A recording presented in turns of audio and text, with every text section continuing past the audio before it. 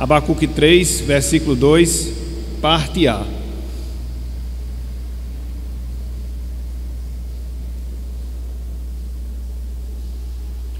Diz o seguinte a palavra do Senhor, Abacuque 3, verso 2, parte A. Tenho ouvido, ó Senhor, as tuas declarações, e me sinto alarmado. Aviva a tua obra, ó Senhor. Aviva a tua obra, ó Senhor.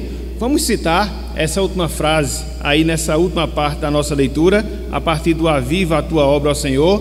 Todos juntos. Aviva a tua obra, ó Senhor. Muito bem, que Deus nos abençoe e que Ele aplique a sua santa palavra em nossas vidas, em nossos corações. Amém. Meus irmãos, minhas irmãs, inicialmente eu queria fazer um questionamento. Inicialmente eu queria fazer uma pergunta que tem tudo a ver e que serve como pontapé inicial para aquilo que a gente vai desenvolver ao longo do nosso estudo na manhã de hoje. Que pergunta é? Que questionamento é? Bem simples, bem prático, bem rápido. Meu irmão, minha irmã, o que é avivamento? O que é avivamento? Outras pessoas gostam de chamar reavivamento. Eu não vou entrar no mérito da discussão, mas tanto um como o outro se harmoniza no propósito do nosso estudo. Então, o que vem à sua mente, o que vem ao seu coração, em termos espirituais, relacionados à Igreja de Cristo, quando nós falamos essa palavra, avivamento ou reavivamento? Com toda certeza, nós que já temos uma certa jornada na nossa caminhada cristã, a gente já escutou, a gente já ouviu alguma coisa em relação a esse assunto. Mas o que fica em termos de conceitos pessoais? O que fica em termos de nossa compreensão, essa expressão, avivamento ou reavivamento? Para poder auxiliar na resposta a esta pergunta, eu queria trazer aqui um conceito bem prático, bem rápido, do que seja avivamento. E eu queria que os irmãos atentassem para essa definição, para este conceito. Então, nós podemos dizer que avivamento é a obra da livre e soberana graça de Deus sobre sua igreja, restaurando-a espiritualmente para uma vida de profunda comunhão com Ele, bem como de serviço mediante a oração e profunda convicção de pecados.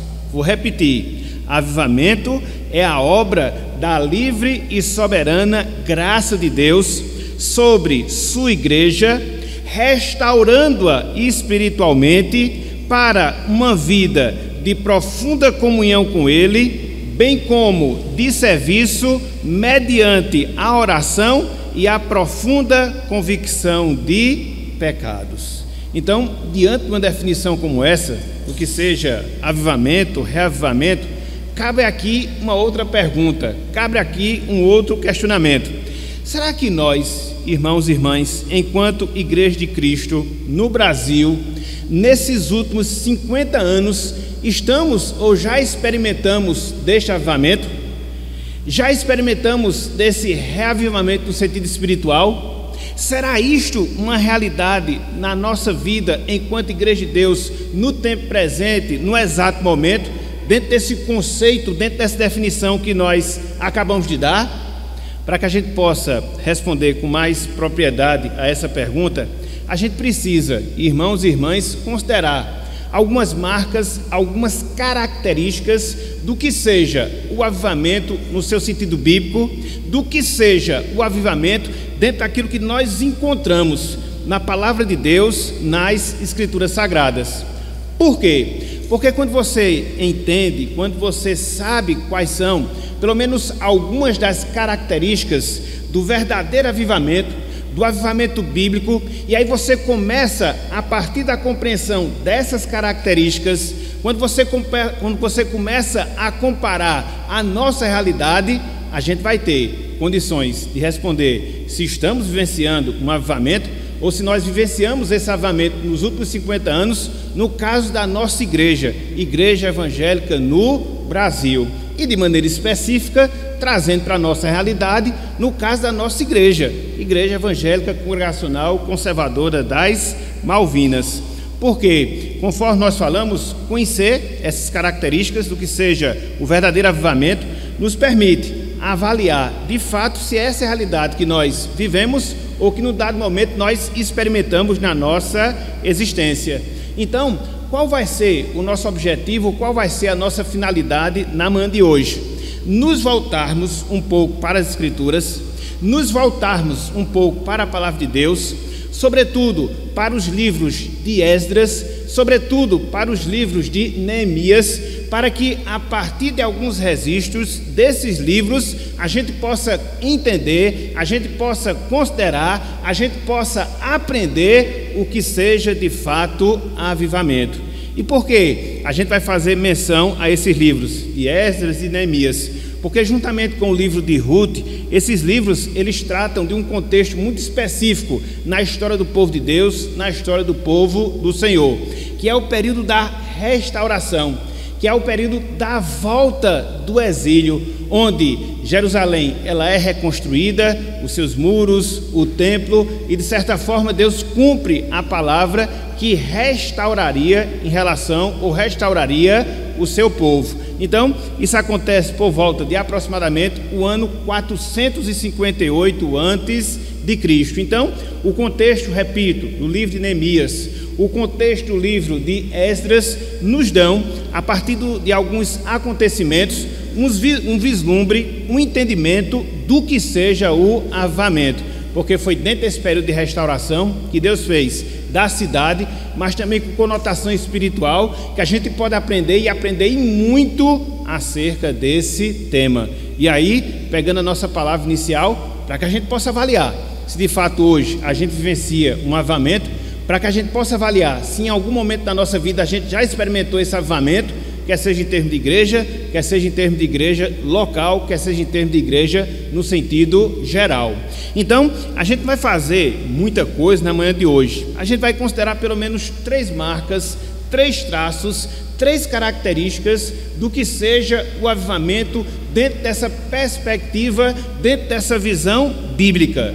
Então, em primeiro lugar, meus irmãos, em primeiro lugar, minhas irmãs, avivamento é uma obra de iniciativa exclusiva de Deus.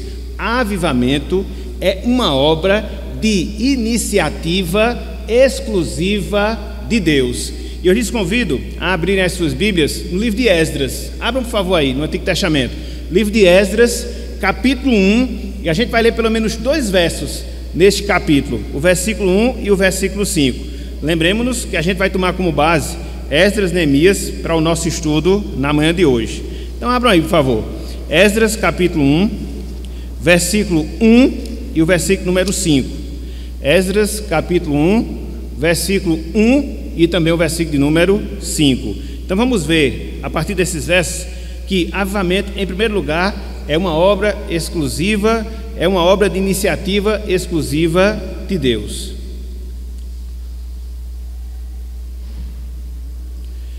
Esdras 1, verso 1 e também o verso número 5.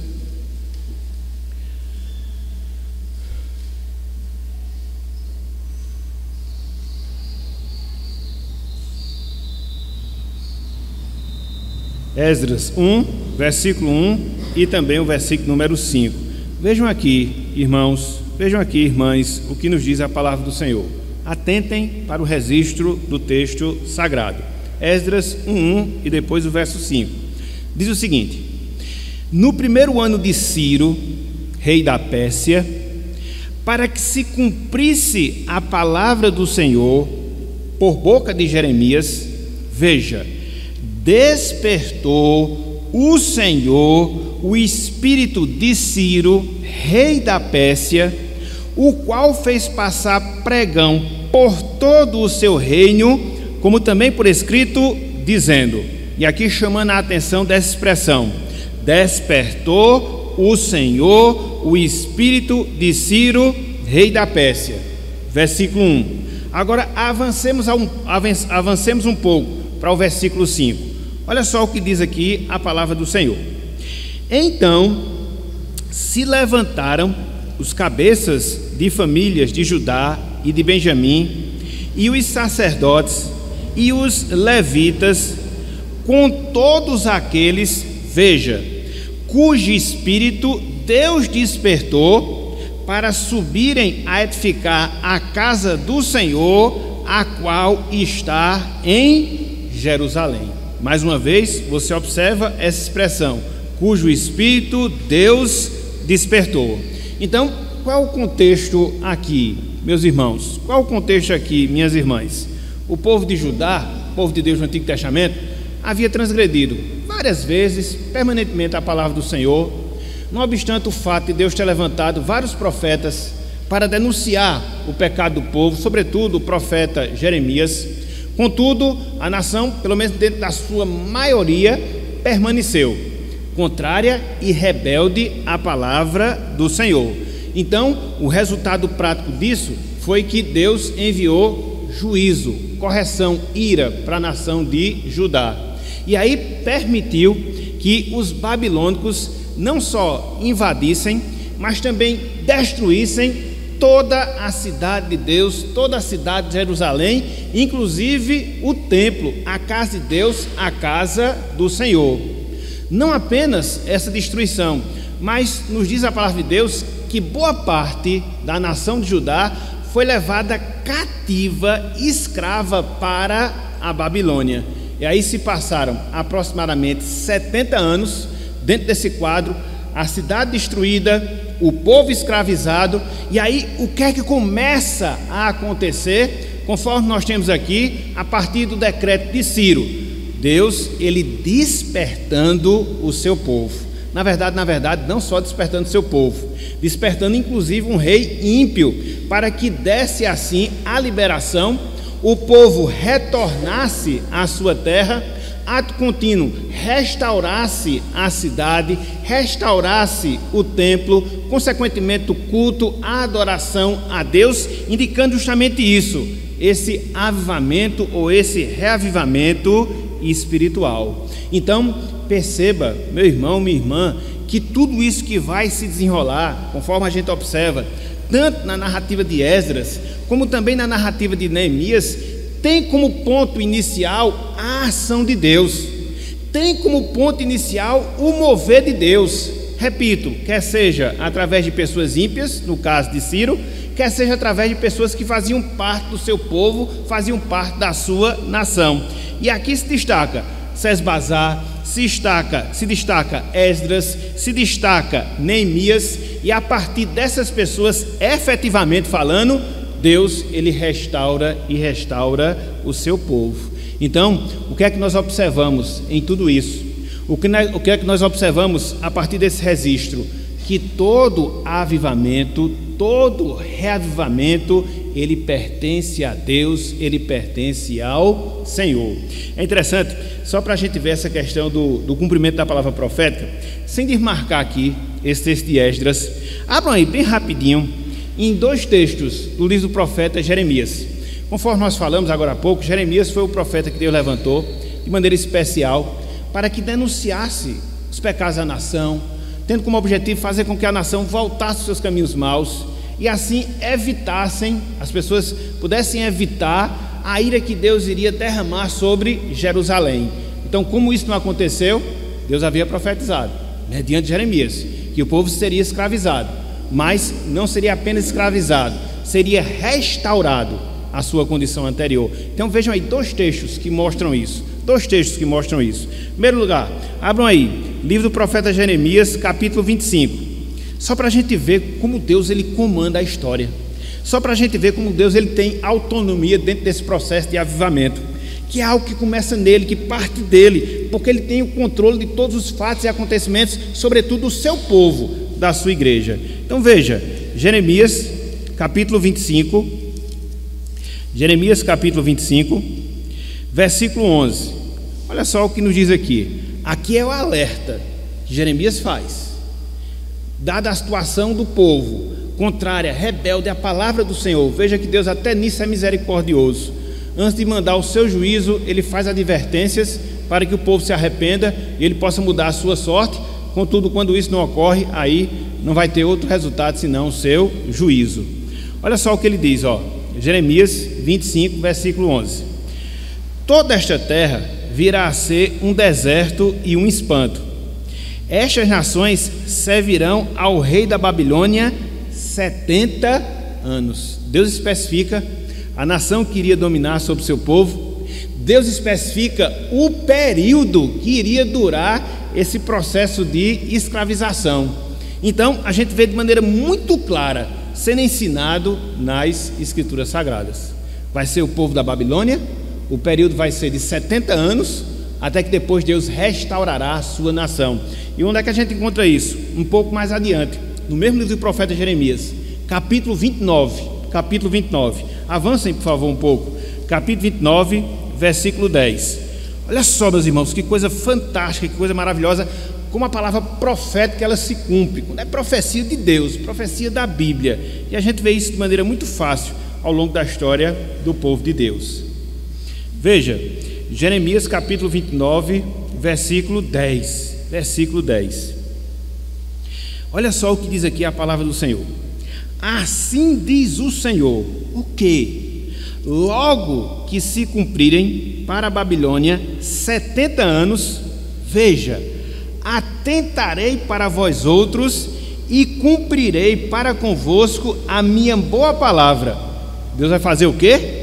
Tornando a trazer-vos para este lugar. Meus irmãos, Deus, repito, Ele tem um controle da história. Ele havia profetizado centenas de anos antes, pelo menos algumas dezenas de anos antes, que o povo ia ser cativo, ia ser levado para o exílio, iria passar 70 anos naquela condição, mas iria ser restaurado à sua anterior condição. Então Deus, Ele tem o controle de todos os fatos, de todos os acontecimentos. E o que é que a gente pode aprender a partir disso? Que os avivamentos, que os reavivamentos, eles são exclusivos de Deus, eles são exclusivos do Senhor. E Deus faz onde, Deus faz quando, Deus faz com quem Ele quer. Isso aqui você não pode esquecer. Deus faz onde, quando e com quem Deus quer. Esse mover de Deus, avivando, reavivando o seu povo, ocorre pelo despertamento em oração. Via de regra, quando Deus ele desperta o seu povo para orar, juntamente com esse despertamento acerca da oração, Ele vem trazendo consigo esse avivamento. Hoje à noite, por exemplo, a gente vai observar isso. A gente vai ver a oração de avivamento que Neemias faz no capítulo 1. É o complemento da nossa lição. Então, a gente percebe justamente isso. Quando Deus está para derramar um avivamento seu, via de regra, Ele coloca no seu povo esse desejo de orar, desejo de buscar, desejo de aprofundar a comunhão com o Senhor, pois foi isto que aconteceu aqui nesse episódio do retorno para Jerusalém. Olhem só, o registro que nós encontramos no livro de Neemias capítulo 1, é vizinho aí a Esdras, Neemias capítulo 1, versículo 4. Veja se os avivamentos, os reavivamentos, eles vêm acompanhados por esse processo de quê? Desejo de oração, quer ser no sentido individual, quer ser no sentido coletivo. Na verdade, os dois juntos. Olhem só, Neemias capítulo 1, logo no início do livro. Mais tarde à noite a gente vai se debruçar com mais detalhes nesse capítulo 1. Vou só dar essa pincelada aqui, mais tarde a gente vai trabalhar de maneira mais específica.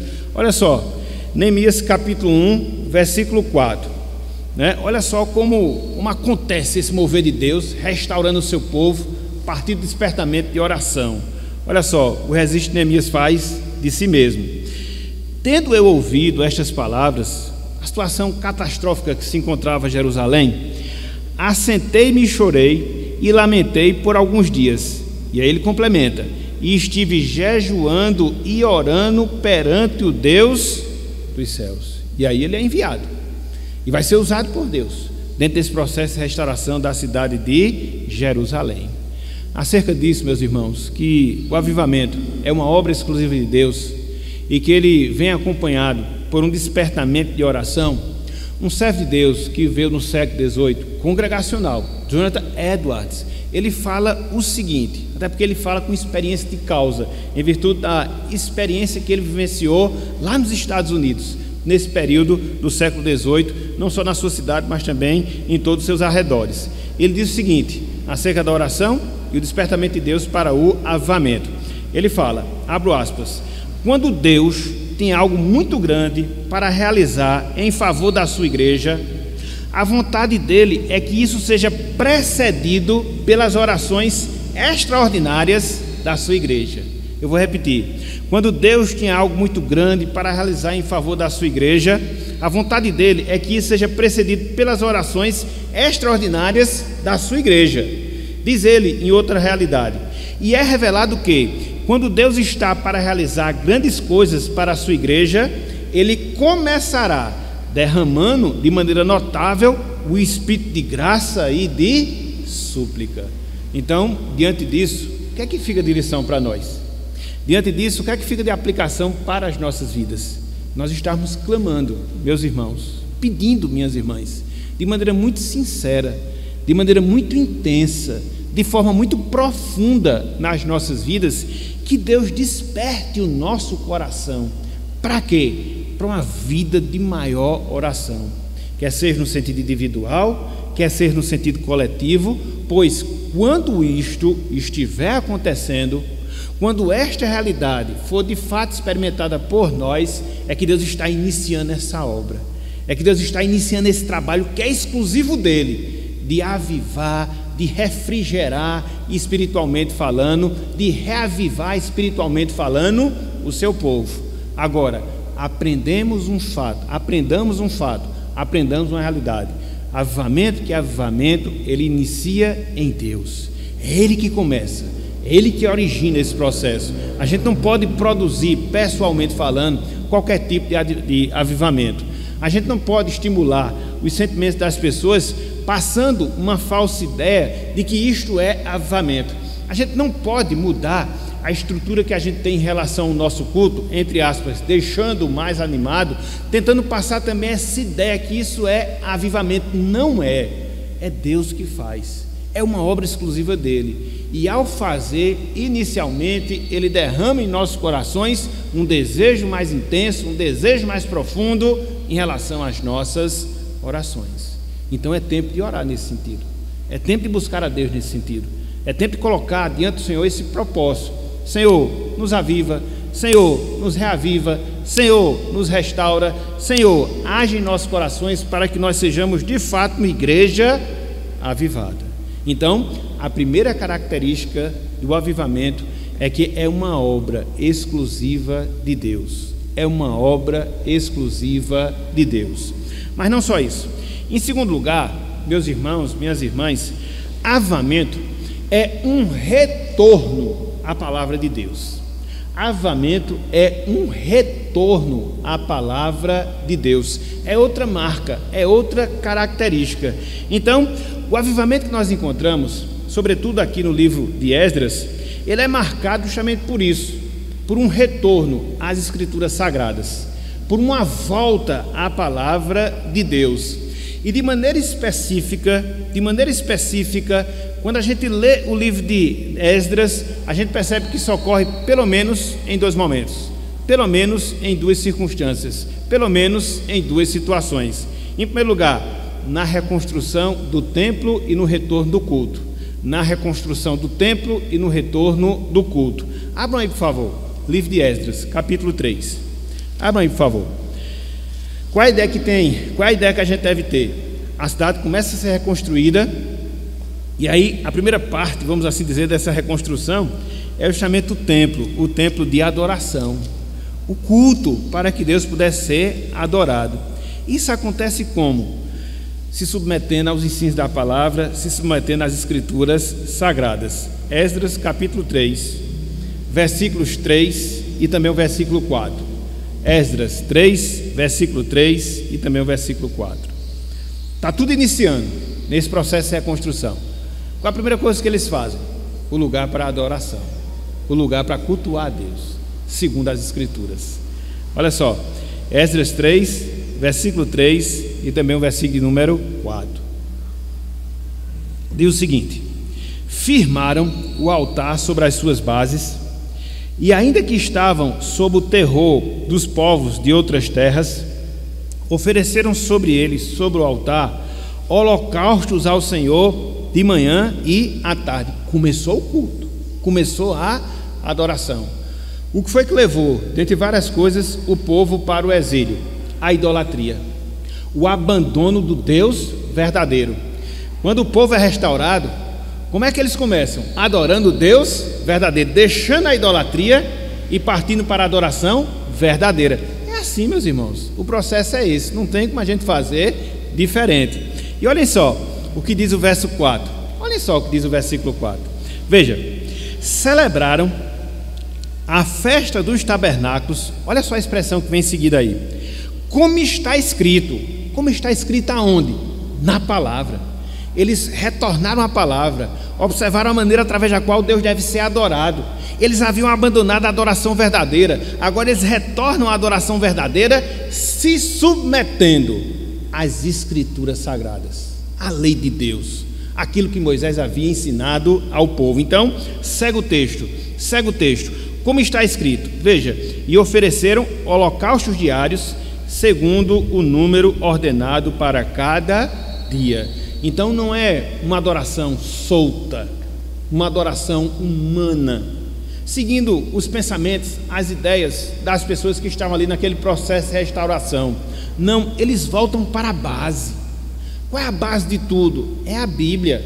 Onde é que nós encontramos o nosso manual de adoração? Como é que nós sabemos a maneira através da qual Deus que recebe a nossa adoração requer que Ele, Deus, venha ser adorado? Nas escrituras sagradas. Então veja que o povo retorna não só para a terra, retorna para a palavra, e usa a palavra de base para que possa restaurar a adoração, uma adoração verdadeira, uma adoração genuína, uma adoração sujeita àquilo que o próprio Deus havia determinado. Então isto é que é verdadeiro avivamento.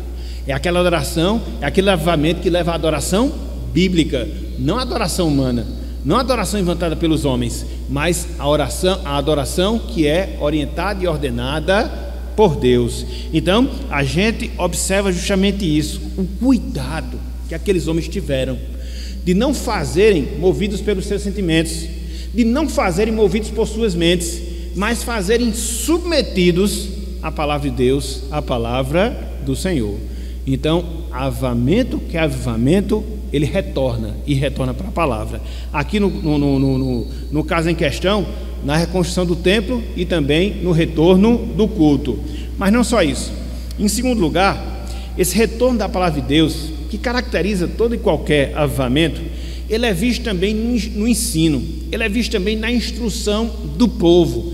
E essa também é uma preocupação que a gente observa no livro de Esdras, a partir do próprio Esdras, de fazer o quê? De instruir, de ensinar o povo na lei de Deus. Até porque aquela geração que estava voltando para Jerusalém, pelo menos em boa parte dela, era uma geração que viveu ali, que cresceu na Babilônia, uma terra pagã, uma terra idólatra. Então muitos ali não tinham aqueles conceitos mais concretos, mais detalhados da lei de Deus, como tinha aquelas pessoas que viviam antes do exílio. E a preocupação de Esdras dentro desse processo é mostrar àquela geração que iria retornar à terra prometida aquilo que Deus havia revelado, para que eles abraçassem aquela palavra, para que eles amassem aqueles ensinamentos, para que eles não se desviassem desses ensinamentos, e assim Deus se fizesse presente em suas vidas, em seus corações, que é o resumo do avivamento. Então essa é a preocupação de Esdras. Olhem só aí, um pouco mais adiante, Esdras capítulo 7. Esdras capítulo 7. Veja o compromisso de Esdras aqui com a palavra. Não só um compromisso pessoal dele, mas um compromisso que ele assumiu em termos de atividade, em termos de realização. Esdras capítulo 7, versículos 9 e 10. Esdras capítulo 7, versículos 9 e 10. Diz o seguinte a palavra do Senhor. Olha só o que diz aqui no versículo 9. Esdras 7:9. Pois, no primeiro dia do primeiro mês, partiu da Babilônia e, no primeiro dia do quinto mês, chegou a Jerusalém, segundo a boa mão do seu Deus sobre ele. Mais uma vez a gente vê aí não só a origem do avivamento, mas a condução do avivamento por parte de Deus. Olha só o versículo 10. Porque Esdras tinha disposto o coração para buscar a lei do Senhor e para a cumprir e para a ensinar em Israel os seus estatutos e os seus juízos. Então foi o compromisso que ele teve, foi o compromisso que ele propôs no seu coração, ensinar o povo a palavra. E ele tinha condições de fazer isso. Por quê? Porque Esdras, ele era um escriba. Voltem aí para o versículo 6. Olha a descrição aí que é feita de Esdras, da sua qualificação. Veja, ele era escriba, versado na lei de Moisés, dada pelo Senhor, Deus de Israel, e segundo a boa mão do Senhor, seu Deus, que estava sobre ele, o rei lhe concedeu tudo quanto lhe pedir. Então, Esdras conhecia a lei, se dispôs a buscar essa lei, se dispôs a ensinar essa lei, e aí ele partiu e foi morar em Jerusalém. Então, o que é que fica aqui de verdade, meus irmãos? O que é que fica aqui de princípio, minhas irmãs? Que o avivamento com o povo de Deus sempre se dá através de um retorno à palavra de Deus. O avivamento no povo de Deus ou com o povo de Deus sempre se dá como resultado do retorno desse povo à palavra de Deus. Não só na questão do aprendizado, propriamente dito, mas também na questão da prática, da nossa conduta, do nosso comportamento. E aí, quando você observa, ao longo da história bíblica, todos os períodos de avivamento, eles foram relacionados a um período de busca da palavra do Senhor. Por exemplo, quando você vai ver o grande reavivamento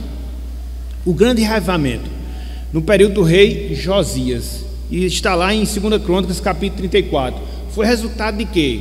De se encontrar a lei de Deus no templo, de se ler a lei de Deus e de ensinar a lei de Deus. E aí eles comemoraram a Páscoa, fizeram todo aquele processo. Mas veja que essa questão do reavivamento, ela está diretamente relacionada a quê? A redescoberta da palavra. Então você vê isso no período do rei Josias, você vê isso na história bíblica. Mas não só isso, se você vê através da própria história da igreja, facilmente você comprova essa mesma realidade. Basta você considerar a história da Reforma Protestante, basta você considerar e lembrar de tudo aquilo que passou Lutero, quando ele redescobriu a doutrina da justificação pela fé, e a partir disso abriu-se uma luz, abriu-se uma porta para que assim ele pudesse levar a palavra, inclusive traduzindo a palavra, e a partir disso se gera todo o movimento que nós conhecemos como movimento da Reforma Protestante, que foi sim um movimento de avivamento, que foi sim um movimento de reavivamento. Por quê? Porque procurou trazer a igreja para aqueles padrões da igreja primitiva, para aqueles padrões da igreja do primeiro século. Então é inevitável, meus irmãos, é inevitável, minhas irmãs, quando nós nos voltamos para a palavra com sinceridade, quando nós nos voltamos para a palavra com desejo de aprender, quando nós nos voltamos para a palavra com o compromisso assumido de obedecê-la integralmente, isso é um indício claro, é uma comprovação fortíssima de que Deus ele está agindo nas nossas vidas, reavivando a sua obra no nosso meio.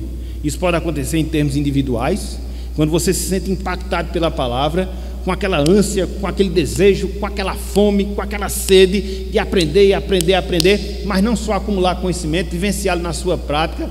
Isso acontece também em termos coletivos, quando a igreja de Deus também tem esse desejo de se voltar para a palavra, de moldar a sua vida pelo ensino das Escrituras, de submeter o seu culto pela orientação da palavra, e assim fazer com que nós andemos de fato nos caminhos do Senhor.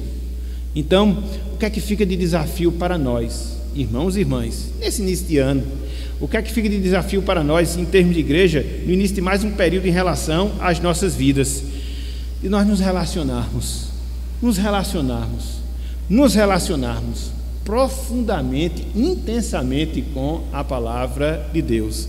Isso parece ser algo tão repetitivo, isso parece ser algo tão falado, tão propagado, mas é sempre necessário em relação às nossas vidas, de podermos estar nos voltando humildemente para a palavra, reconhecendo a nossa fraqueza, a nossa debilidade, de poder conduzir as nossas vidas pelas nossas próprias forças, pelas nossas próprias convicções, e nos sujeitar àquilo que Deus ele deixou registrado para nós, para que andemos segundo a sua vontade, para que nós possamos cumprir o seu propósito e assim andar de fato nos seus caminhos ao longo da nossa jornada aqui na terra. Uma igreja avivada, uma igreja reavivada é uma igreja assim, que ama a palavra, que se deleita nos ensinamentos, que aproveita todas as oportunidades para se edificar espiritualmente, que aproveita todas as circunstâncias para vivenciar a palavra, para fazer diferença desse mundo de trevas, desse mundo caótico em termos espirituais, onde os valores estão invertidos,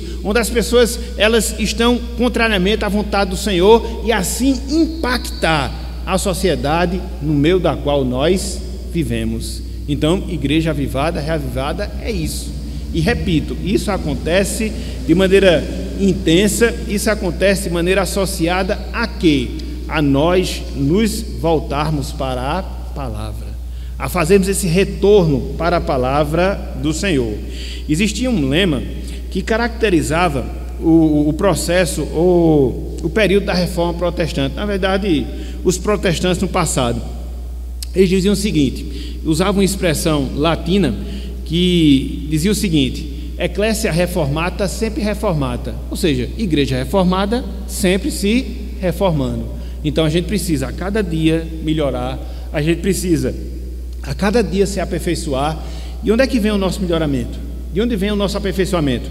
A partir daquilo que nós aprendemos na palavra de Deus.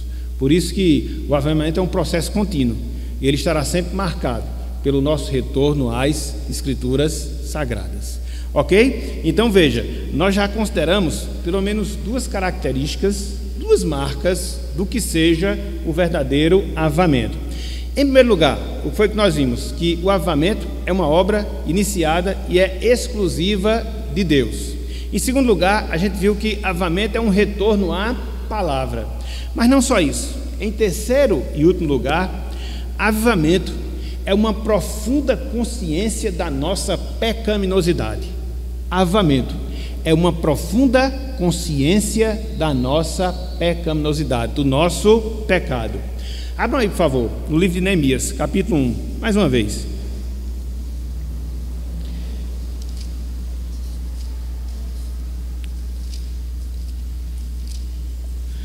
Olhem só, os versículos 6 e 7.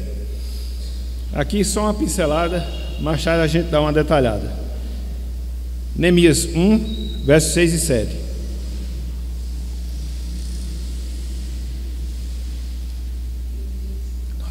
Neemias 1, 6 e 7. 6 e 7.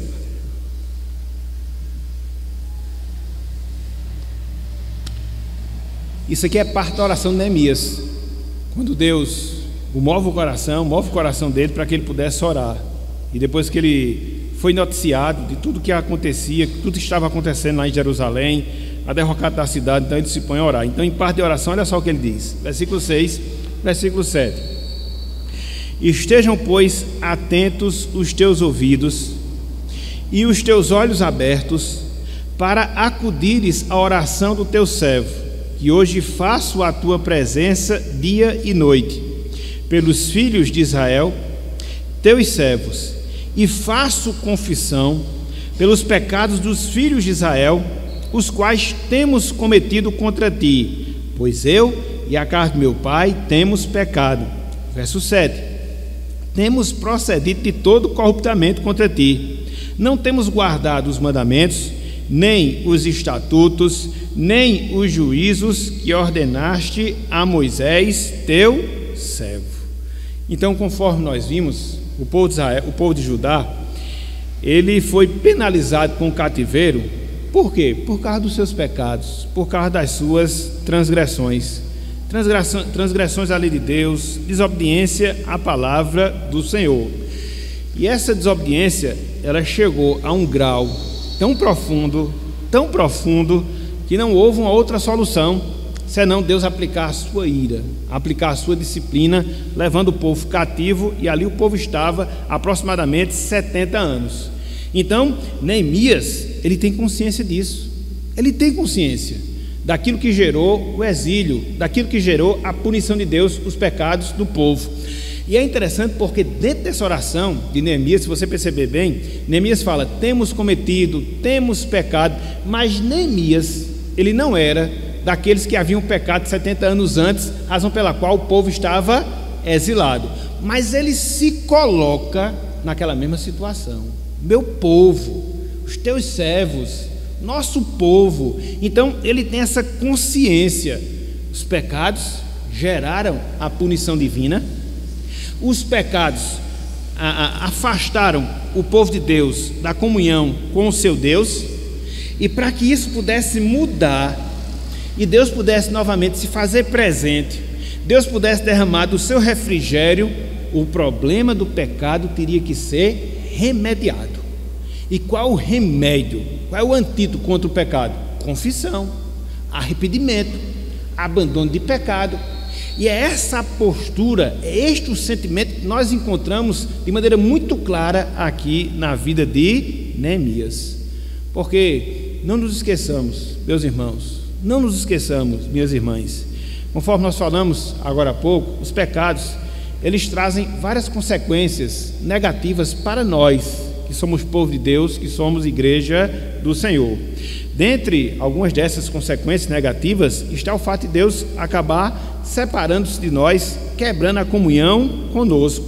E aí a gente tem essa necessidade de confissão, necessidade de arrependimento, para que assim possa ser viabilizado o retorno à comunhão com o Senhor.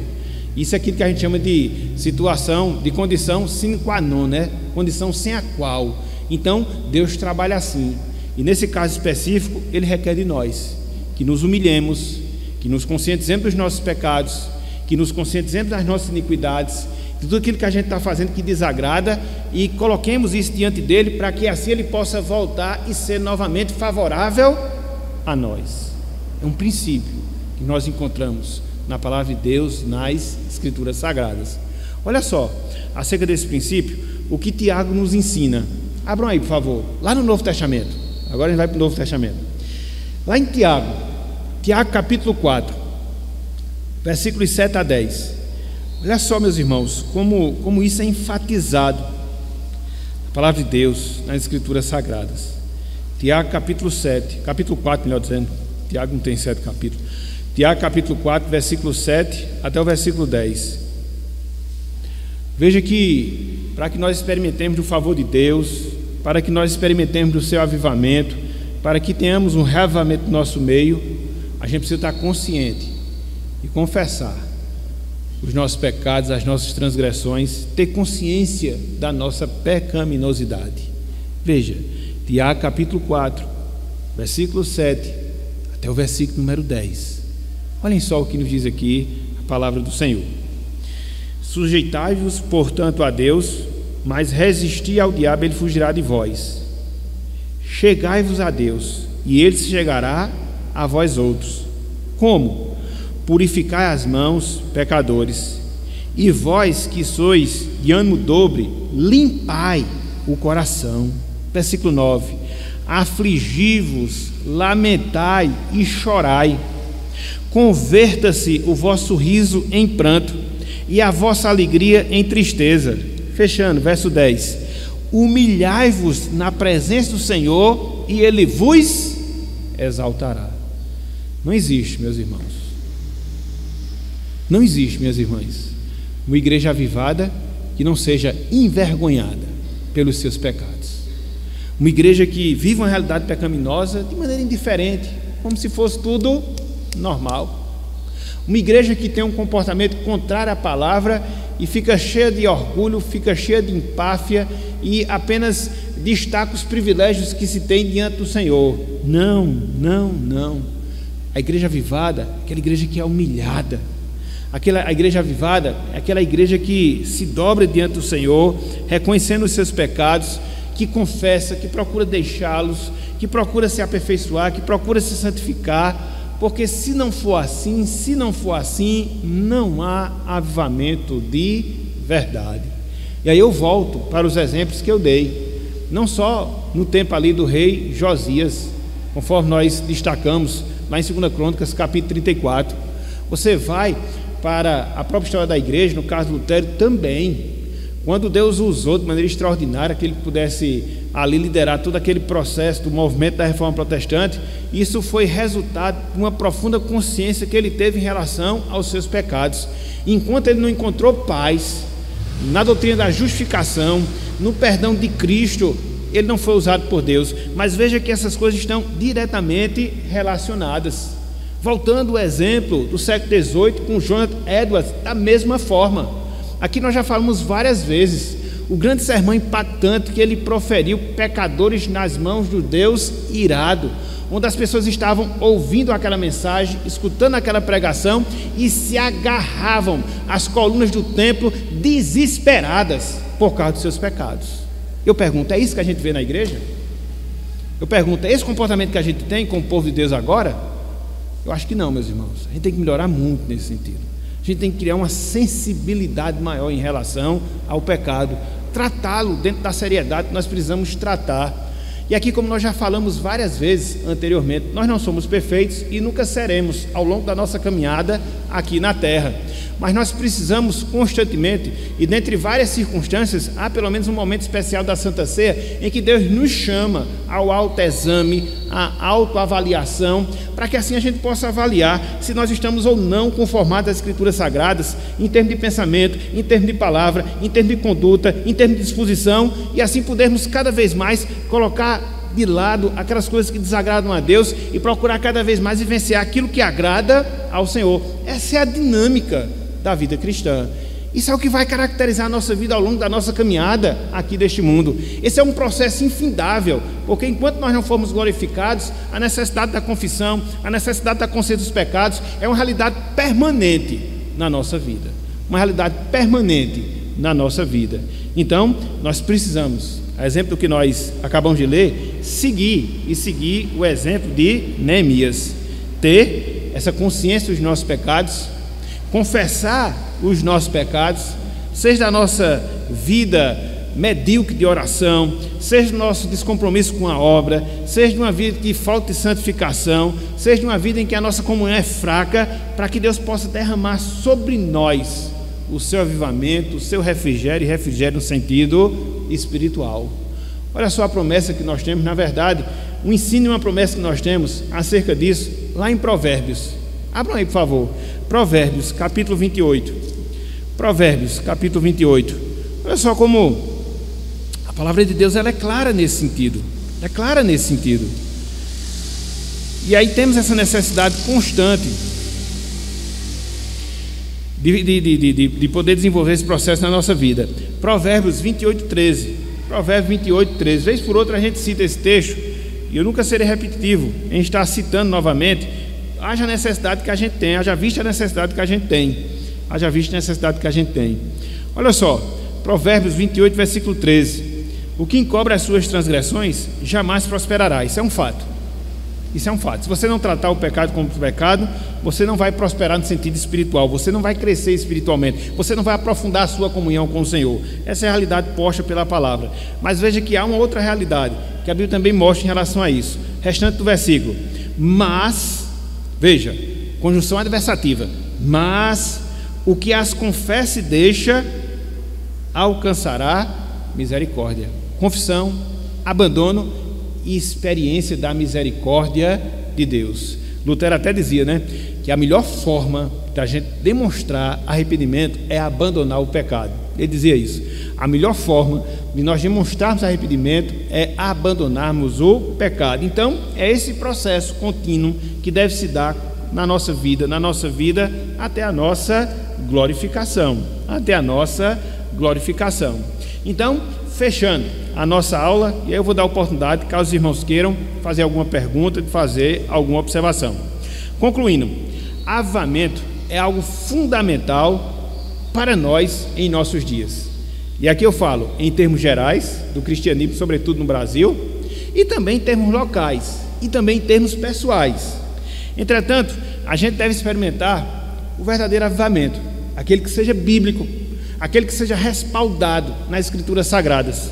E para tanto, o que é que a gente precisa aprender? A gente precisa aprender quais são as características do verdadeiro avivamento de acordo com o ensino da palavra de Deus.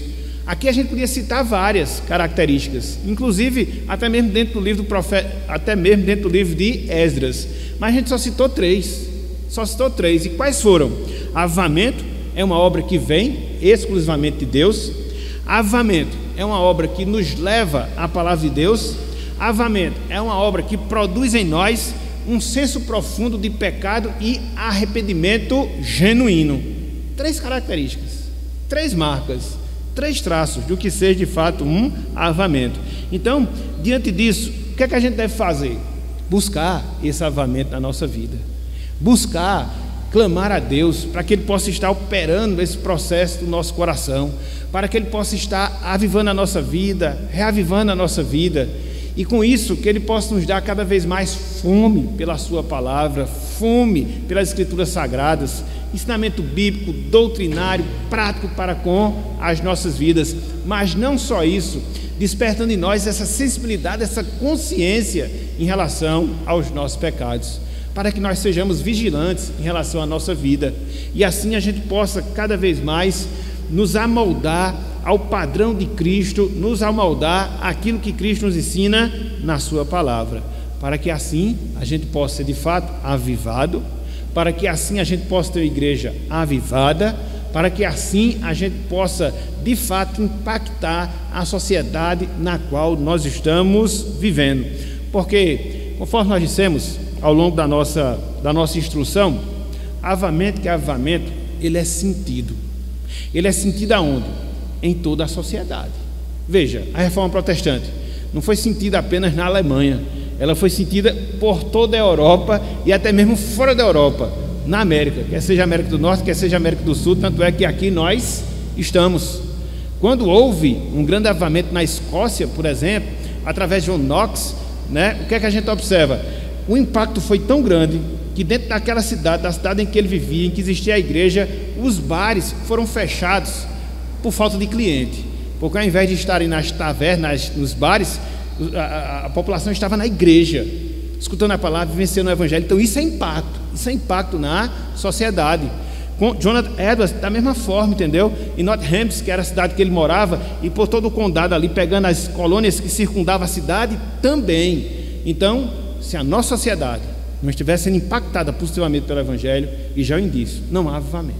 Há movimento, mas não há avivamento. Avivamento é diferente.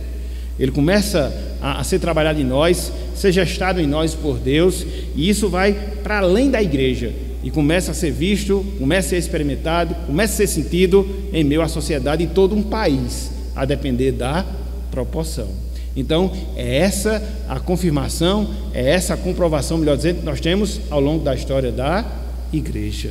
Então, meus irmãos, minhas irmãs, que a gente possa pensar sobre essas coisas nesse início de ano que nós estamos tendo, e que nós possamos ter isso como propósito de vida, poder experimentar de fato esse agir de Deus, essa restauração de Deus, esse avivamento, esse reavivamento na nossa vida. A gente viu hoje pela manhã algumas das suas características. Hoje à noite a gente vai ver como é a oração que a gente deve fazer pedindo a Deus por avivamento. O que é que deve existir dentro dessa oração? A gente vai fazer tendo como base o capítulo 1 de Neemias, para completar esse estudo agora pela manhã. Então, que Deus ele nos abençoe, que Ele aplique a sua palavra em nossos corações, e que nós possamos, pela sua graça, que nós possamos, para a sua glória, sermos uma igreja avivada aqui neste local. Que Deus nos abençoe e aplique a sua palavra em nossos corações. Amém.